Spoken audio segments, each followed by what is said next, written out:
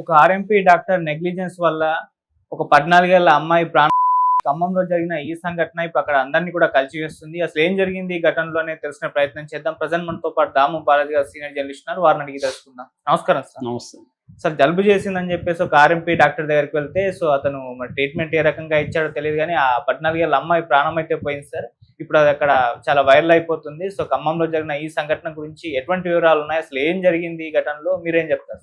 మామూలుగా ఈ మధ్య కాలంలో ఆర్ఎంపీల దగ్గరికి పేషెంట్లు వెళ్ళడం, వాళ్ళు సరిగా వైద్యం చేయలేక, ముఖ్యంగా అబార్షన్లు ఇలాంటి వాటికి కూడా ఆర్ఎంపీలని ఆశ్రయించడం జరుగుతుంది. ఎందుకంటే పెద్ద హాస్పిటల్ అయితే మొత్తం డీటెయిల్స్, తర్వాత సీసీటీవీలు ఇవన్నీ ఉంటాయి కాబట్టి ఆర్ఎంపీల దగ్గర వెళ్ళి గుట్టు చప్పుడు కాకుండా అబార్షన్ చేయించుకుందాం అనుకునే వాళ్ళు కూడా చాలామంది. యాక్చువల్గా తెలంగాణ మెడికల్ కౌన్సిల్ కూడా చాలామంది మీద చర్యలు ఈ మధ్య తీసుకుంటుంది. ఎందుకంటే వేల మంది ఆర్ఎంపీ అంటే రిజిస్టర్డ్ మెడికల్ ప్రాక్టీషనర్ మామూలుగా అయితే, కానీ రూరల్ మెడికల్ ప్రాక్టీషనర్గా వాళ్ళు చేస్తూ ఉంటారు. చాలామందికి రిజిస్ట్రేషన్ కూడా ఉండదు.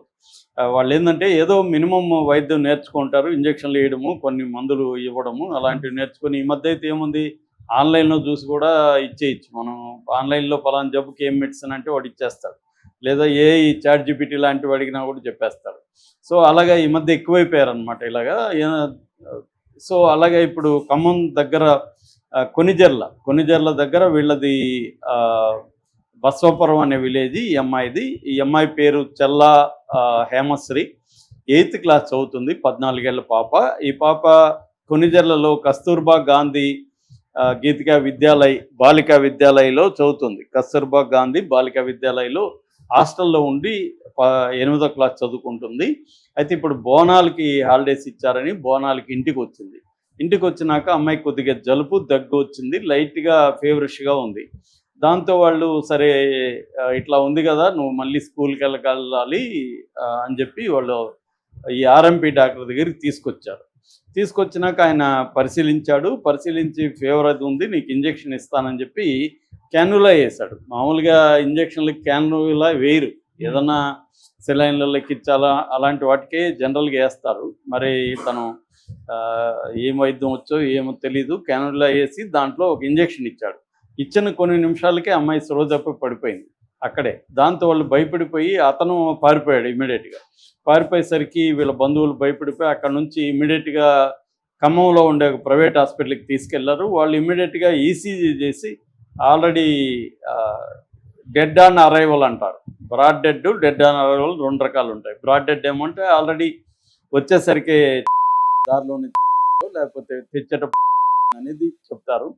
అరైవల్ అంటే వచ్చినాక ఎక్కడికి అప్పటి వరకు ప్రాణాలతో ఉండి ఇక్కడ ఈసీజీ అవి చూస్తే హార్ట్ బీట్ కానీ ఏమి లేదు చెప్పారు. దాంతో ఇప్పుడు బంధువులందరూ ఈ హాస్పిటల్ ముందు ధర్నా చేశారు. దాని తర్వాత కొనిజర్ల ఎస్ఐ సూరజ్ ఆధ్వర్యంలో ఇన్వెస్టిగేషన్ మొదలైంది. 106 బిఎన్ఎస్ మామూలుగా 105లో ఎక్కువగా యాక్సిడెంటల్ కేసులకు పెడుతుంటారు. అంటే culpable homicide not amounting to murder అంటారు 105 బిఎన్ఎస్. 106 ఏమో causing death by negligent or rash act, అంటే నెగ్లిజెన్స్ వల్ల చనిపోవడాన్ని 106 అంటారు. దీనికి కూడా మినిమం 5 ఏళ్ళు జైలు శిక్ష ఉంది. అయితే రిజిస్టర్డ్ మెడికల్ ప్రాక్టీషనర్ కానీ అయితే 2 ఏళ్ళు మినిమం జైలు శిక్ష ఉంటుంది అనమాట. మ్యాక్సిమం ఎక్కువగా ఉంది, 5 ఏళ్ళు పైన ఉంది. మినిమమ్ 2 ఏళ్ళు వరకు ఈయనకి శిక్ష పడే అవకాశం ఉంది. బట్ ఈయన ఇప్పుడు ఎస్కేప్ అయ్యాడు, ఇంకా దొరకలేదని చెప్తున్నారు. పోలీసులు పట్టుకునే పనిలో ఉన్నారు.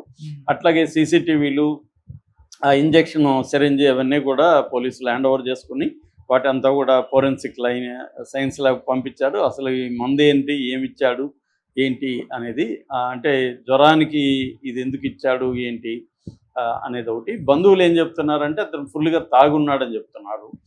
తాగి ఉండడం వల్ల అతను ఏ ఇంజక్షన్ ఇస్తున్నాను అనేది కూడా పట్టించుకోకుండా ఇచ్చేసినట్టుగా మనకి క్లియర్గా వాళ్ళ బంధువులు చెప్తున్న దాన్ని బట్టి అర్థమవుతుంది అన్నమాట. ఇప్పుడైతే అమ్మాయి అయితే చనిపోయింది. 14 ఏళ్ల వయసులో ఒక చిన్న జలుబు చేస్తే హాస్పిటల్కి తీసుకెళ్తే చంపేశారనేది ఇప్పుడు వాళ్ళు చాలా బాధపడుతున్నారు. ఎంతో కష్టపడి మా పాపని చదివిస్తున్నాం, ఎన్నో ఆశలు పెట్టుకున్నాం అని చెప్తున్నారు వాళ్ళు.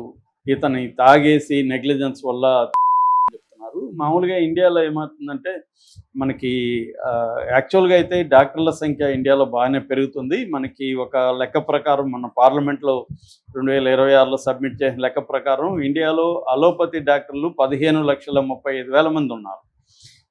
అలోపతిలో అంటే ఇదంతా కూడా మెడికల్గా రిజిస్టర్డ్ మెడికల్ కౌన్సిల్లో రిజిస్ట్రేషన్ ఉన్న డాక్టర్ల సంఖ్య 15,35,000 మంది అలోపతి. అది కాకుండా ఆయుష్ అని ఒక డిపార్ట్మెంట్ కూడా పెట్టి మినిస్ట్రీ కూడా పెట్టారు. ఆయుష్ అంటే ఆయుర్వేదం, యోగా, యునాని, తర్వాత సిద్ధ, హోమియోపతి, వీటన్నిటిని కలిపి, అందులో నేచురోపతి కూడా వస్తుంది, వీటన్నిటిని కలిపి ఆయుష్ అంటారు. ఆయుష్ డిపార్ట్మెంట్ దీని కింద 7,52,000 మంది డాక్టర్లు ఉన్నారు. అంటే ఓవరాల్గా 1000 మందికి లెక్కేస్తారు. మామూలుగా 1000 మందికి 1.5 డాక్టర్ ఉన్నట్టుగా ఇండియాలో.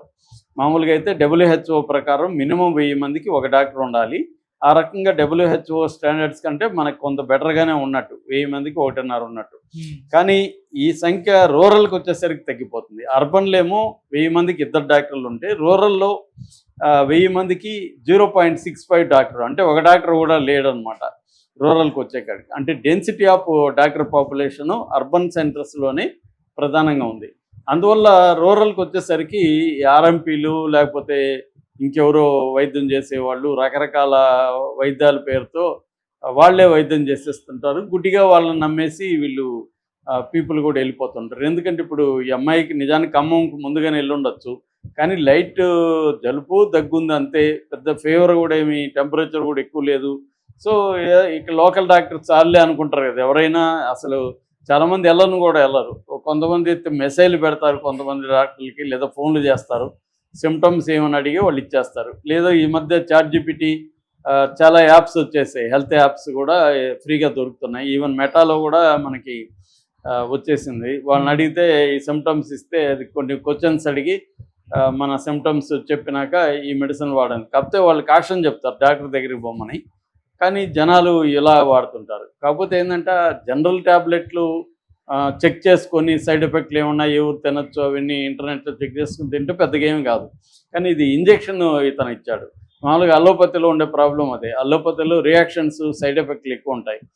సో దానివల్ల ఇట్లాంటి వాళ్ళు జాగ్రత్తగా లేకపోతే జరుగుతుంది అనమాట. అంటే ఓవరాల్గా మనకి ఇండియాలో ఈ మెడికల్ పబ్లిక్ హెల్త్ కేర్ అనేది బాగా డెవలప్ అయింది. ఒకప్పుడు 2014 ముందు మెడికల్ కాలేజీలు 387 ఉంటే ఇవాళ 800 కాలేజీలు, మెడికల్ కాలేజీలు ఇండియాలో ఉన్నాయి. అలాగే ఎంబీబీఎస్ సీట్లు ఒకప్పుడు కంటే ఇప్పుడు 1,29,000 ఉన్నాయి ఇండియాలో. 1,29,000 ఎంబీబీఎస్ సీట్లు ఉన్నాయి. అట్లాగే పీజీలో 86,000 సీట్లు ఉన్నాయి. పెరిగింది ఇది యాక్చువల్గా, కానీ సరిపోదు పాపులేషన్కి, ఇంకా కూడా ఉండాలి. రెండోది నేను ఇందాక చెప్పినట్టుగా రూరల్ ఏరియాకి ఇప్పుడు కూడా రేషియో అనేది వెరీ వెరీ లోగా ఉంది. అంటే WHO చెప్పిన ఒక డాక్టర్ పర్ 1000 పాపులేషన్కి ఒక డాక్టర్ అనేది రూరల్ ఏరియాలో లేదు. ఓవరాల్గా చూసుకున్నప్పుడు కనబడుతుంది, కానీ రూరల్ ఏరియా లేదు. ఎందుకంటే urban density of doctor population ఎక్కువ ఉంది. దీంతో ఇట్లాంటి వాళ్ళని ఆశ్రయించాల్సిన పరిస్థితి రూరల్ పాపులేషన్కి ఏర్పడుతుంది.